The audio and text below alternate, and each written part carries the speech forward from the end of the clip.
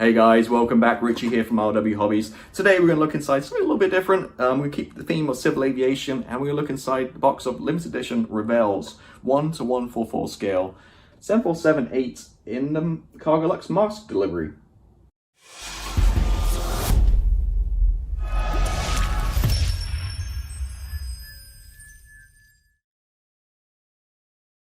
Alright, welcome back to another review. So something a little different, and as I'm filming this in end of summer 2021, it's very kind of topical, I guess. So the box is going to be hard to fit in the camera because it's so long. Now this is obviously the Revell's 747-8F, which is a freighter version in the Cargolux delivery, and it's topical because you have the mask on the front. So it's a big boy. It's 52 centimeters long with a wingspan of 47. So these 747s in 1:144 scale are huge. I tried building one once, and spoiler alert, well, it wasn't the 8, it was the 400 version. But spoiler alert, it was terrible. It was so flashy. It was just terrible kit. So I'm hoping maybe this being the 8F, it might be slightly newer molds, but I guess we'll see. But I've been such a blast with Zavesta kits recently. They've just been so great, go together so well. I know it's going to be kind of going back in time looking at this Revell, but I bought this kit because obviously it's limited edition and it's got the mask on. It's just something really unique, and it's not something I think you're going to see around for a while. I think it's something for your stash, and in 2 or 3 years time you're not going to find these again. So if I do build it, I'm not sure if I even use this livery. I might go with something else, but anyway, we're going to take a look inside this box, and it is numbered 03836, and it does include a mask, a real mask for your human, for a human. So here's a box. I did go around and open it already, just because there's like so many little plastic kind of things holding it together. So let's take the lid off and see what we got. So we got quite a lot of plastic. Again, working with Zavesta stuff recently, you normally get 3 sprues. So seeing all these little sprues, there's definitely lots of plastic, which we'll look at in detail. We've got some clear parts, and then just remember with Revell 2, well, I should be doing this, we have windows. Normally you don't get any any glass for the windows, it's almost just holes. We have a mask. We have the fuselage, which again, I'm only going to fit in one camera shot, but there's how big this guy is, which again we'll look at in more detail in a minute. And the wings, so these are separate wings, as I mean left and right. Zavesta often does like a, where it's joined together underneath the fuselage. These are separate. So again, we'll look at all that in closer detail. And the instruction book, which is in Revell's nice new kind of color scheme, easy to follow hopefully. So let's kind of get the box out of the way and take a look at this guy. So obviously Cargolux, the Luxembourg-based cargo airline, and it's the Facemask edition. So first of all, this is interesting to see. So you've got your decals, again we'll look at in a minute. You got the paper, but instead of being on the front, it's on the back, so that's a little bit counterintuitive. But anyway, we'll look at these in a minute. Little book here, like warnings in different languages, the usual kind of health and safety stuff. Oh, there we go. Let's kind of take a look at this.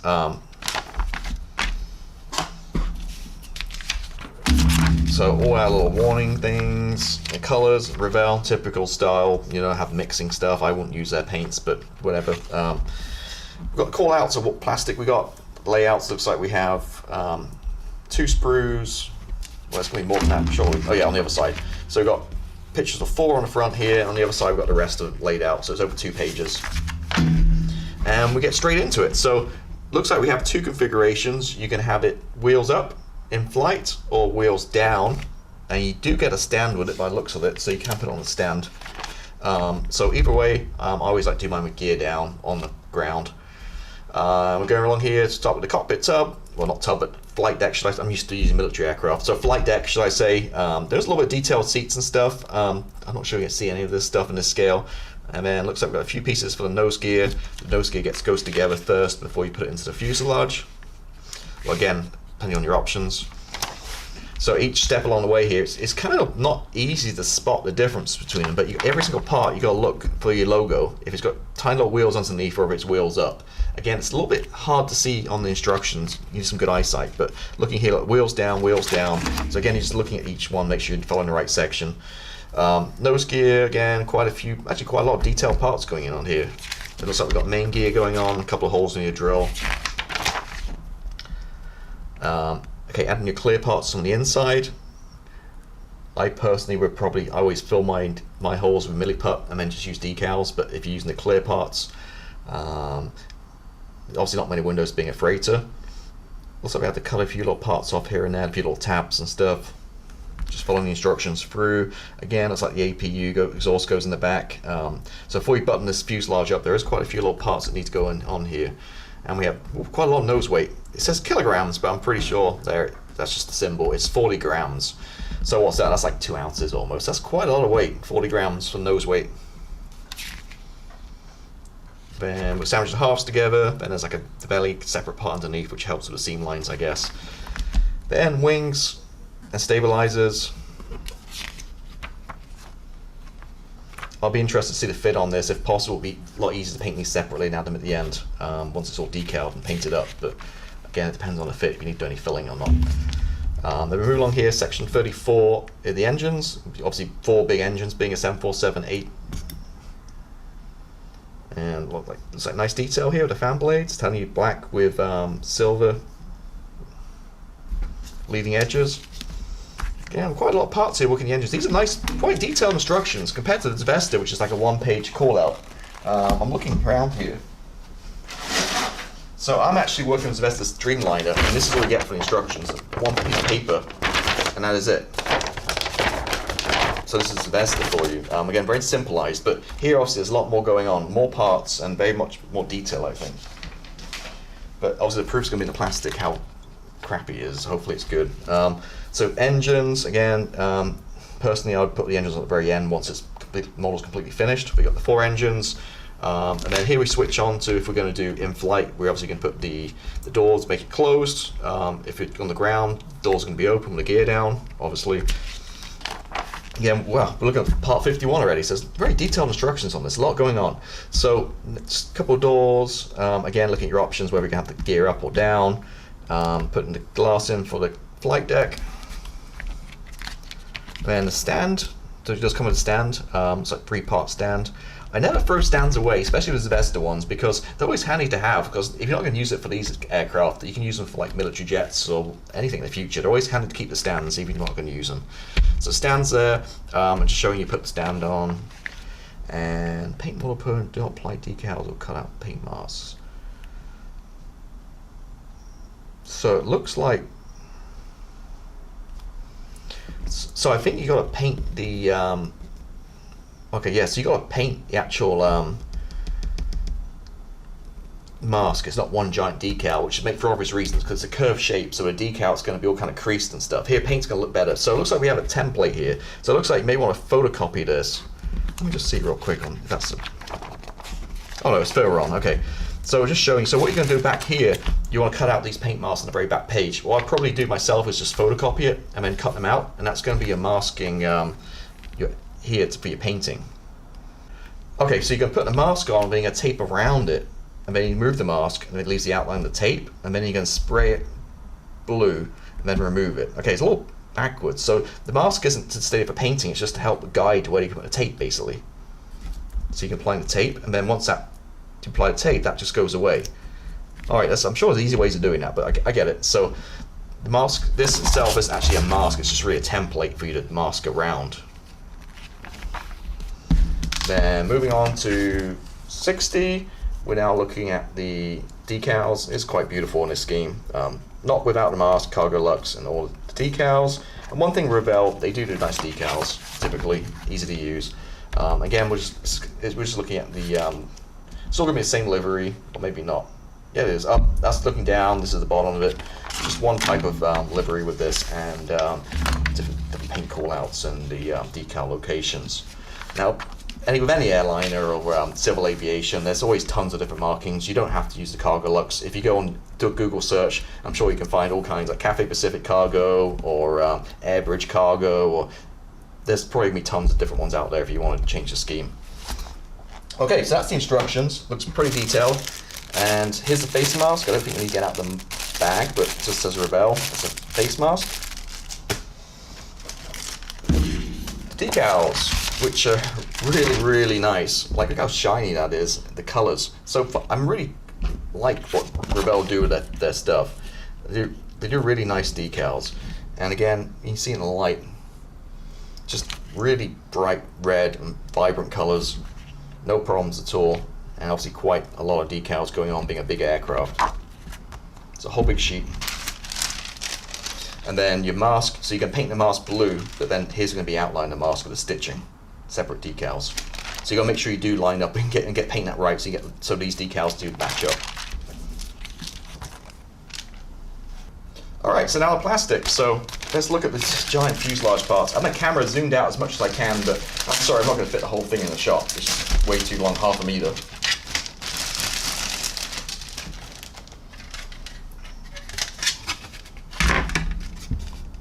Get this one out of the way.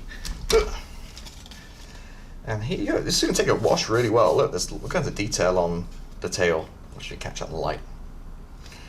And there's all kinds of panel lines. Actually looks really nice. Plastic isn't the Zvezda kind of plastic, but I'm hoping it's going to be okay. Panel line's a little not quite straight there. It's a little bit wavy. But overall looks pretty good. Looks like a 747.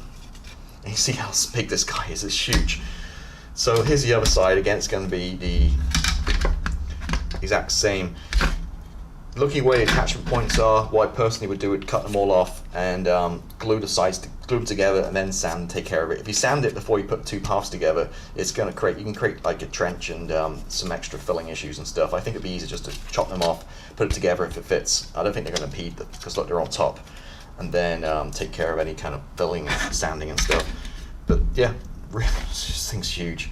But there's the, looks quite good. Power lines are nice, not overly done. But yeah, this guy's massive. I would like to have seen these guys kind of separate parts, like for the, the humps and bumps on top, but they're all molded in. And basically going to, there will definitely be some filling and stuff required for this guy, but basically goes together like that. Cool, so that's the fuselage. Now the wings.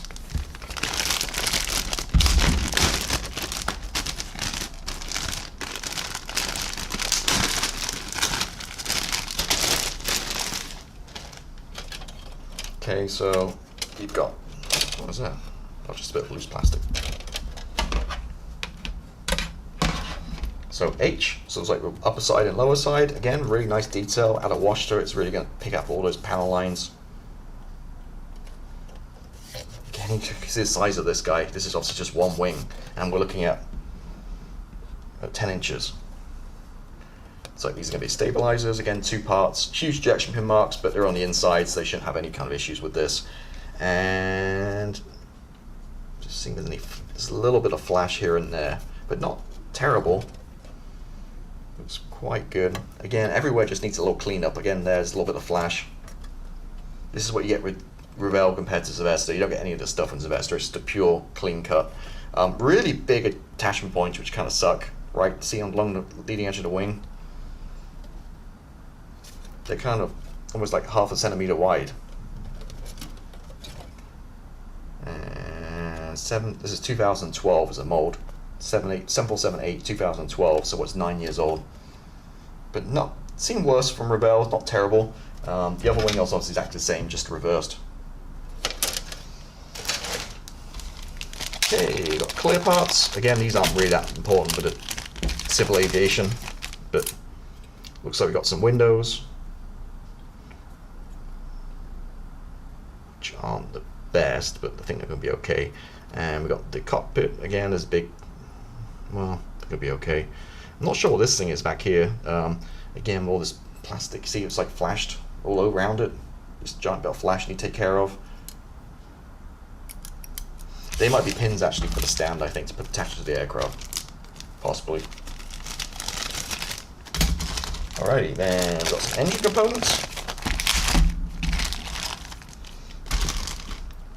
We have the 4 fan blades. Ooh, see how much flashy that is? You can't even see the fan blades, it's just full of flash. So again, very careful cleanup required, and just see how thin those bits of plastic are. That's going to be a nightmare just trying to clean those without snapping them all. You might, it does give me nightmares a little bit, this. You might need like a photo etch or an aftermarket set of engines. That is going to be really, really dicey to cut off in one piece and sand down and get rid of all that flash on such a thin part like that. That is makes me very nervous. Some more engine components. I'm guessing this is obviously this is only 2 engines, so we've obviously got another one somewhere along the line. I'm guessing in here. So this is a separate bag for some reason. So that's those parts.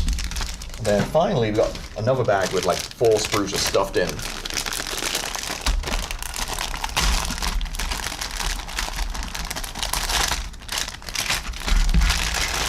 Okay, this is going to make or break this kit, I think. So this should be a match pair. So we just saw this one, and this is another one. Again, just flashed all over the place. Again, it's hard to tell where the flash ends and the parts start. This one right here. Other than that, these parts look okay, crisp. Get all kinds of flash around there too, see?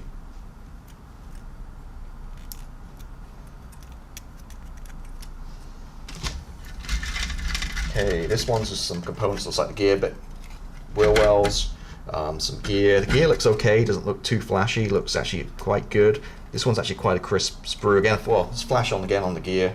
See right here on the corner, and there's a big stand. No problem at all with that one. Here's like the belly part. Again, nice panel lines and detail, some rivets and stuff. Part of the stand. These are like the actuators for the flaps on the wings. Again, inside this is a really nice detail inside the wheel bay, all the rivets.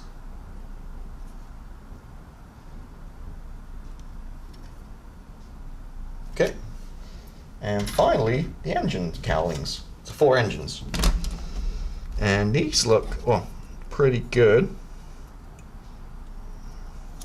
Actually, seems a different plastic. This is more matte, and the other ones are more shiny, which is weird, but again, tons of detail. Definitely want to put a wash on this to pick out all this beautiful detail. If you just paint it, you're going to waste, you're not going to see any of the detail, so definitely add a wash. And here's the flight deck. It's actually all 1 part molded, which again, I fill the windows, so I don't care. I'm not going to paint this or anything, but we'll make it a little bit tricky to paint, I think, with just seats in position. You need definitely a fine hand to paint all the detail if you're going to do that. But again, you're not going to see any of it. It's such a small scale. I mean, compared to my hand, you can see how small the flight deck really is in 1:1 to 1:4 scale. And this one's not too bad. I don't see any flash on this one off first glance. Looks pretty crisp. So there we are. That is it. I mean, that's the whole kit. So it looks okay. It's not a Sylvester kit by any means. It's Revell, and you get what you pay for, right? This isn't a particularly cheap kit, but it's Revell and usual suspects. It looks a little flashy.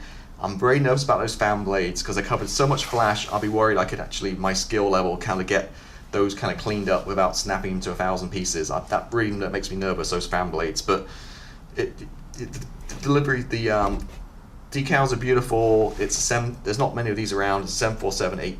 I'm not sure even if Sylvester does one in the cargo version. I think they do a passenger version, but not the cargo one.